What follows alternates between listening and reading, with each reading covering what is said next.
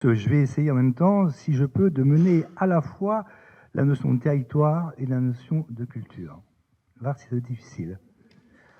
Alors, d'abord, territoire, ils avaient mis un S à territoire, et c'est très important. S'ils n'avaient pas eu, je l'aurais mis. Si on met un S, ça veut dire qu'il y a une diversité. Vous voyez? Et c'est important, parce que le territoire et les territoires, donc une diversité. Vous allez me dire la diversité, c'est logique. Pourquoi? Parce que quand on se promène, bien sûr, on voit que y a une diversité, il suffit de se promener. C'est à la fois, comment dirais-je, la géographie physique. Hein, géographie physique, on voit effectivement qu'il y a une diversité.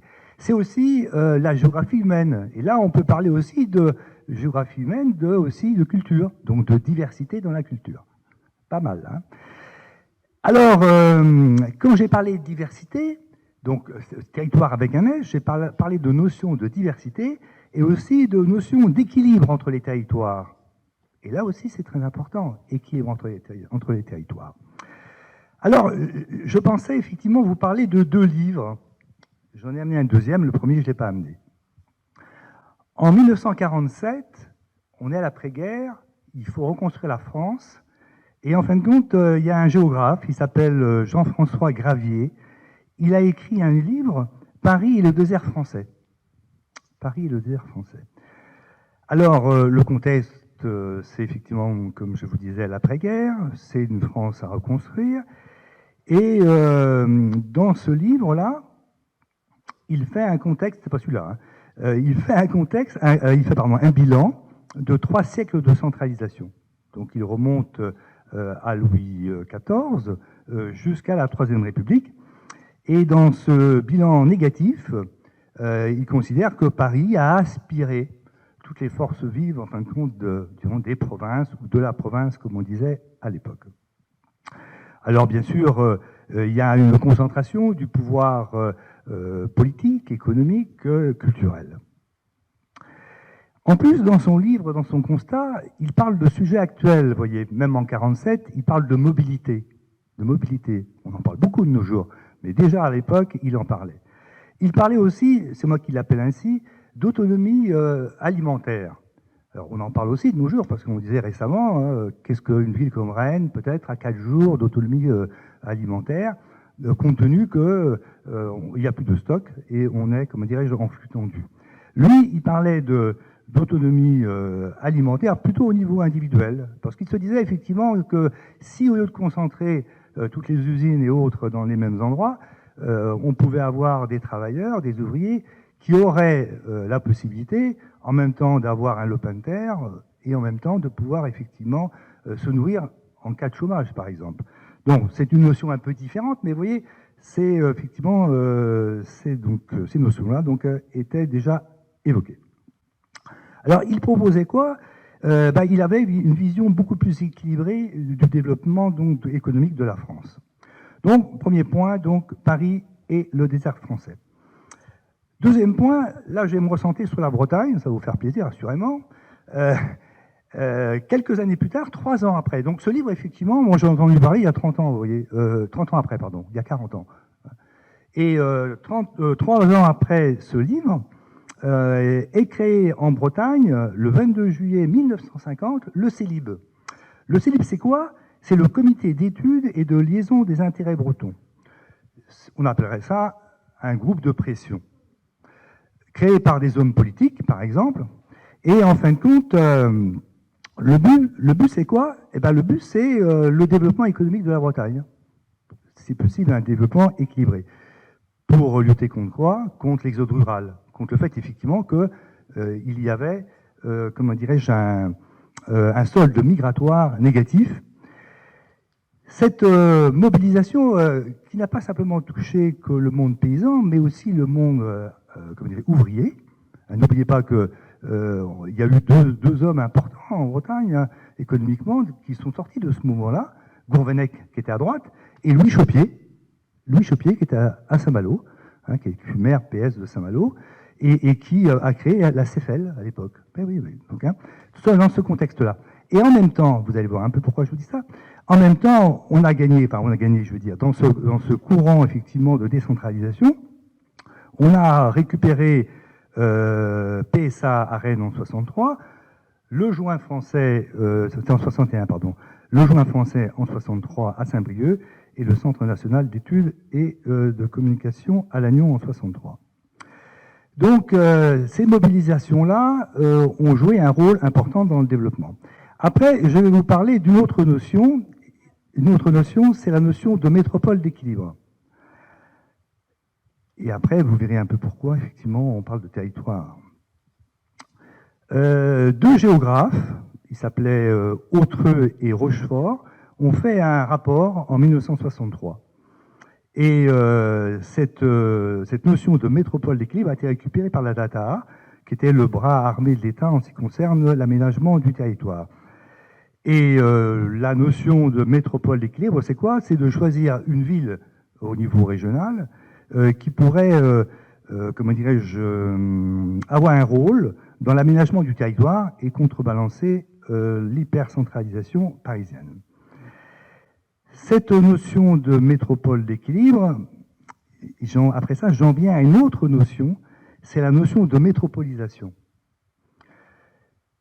Alors, c'est une notion ancienne, bien sûr, qui dépasse bien sûr la France, même qui est plutôt venue effectivement de pays étrangers, comme les États-Unis, entre autres, et d'autres pays.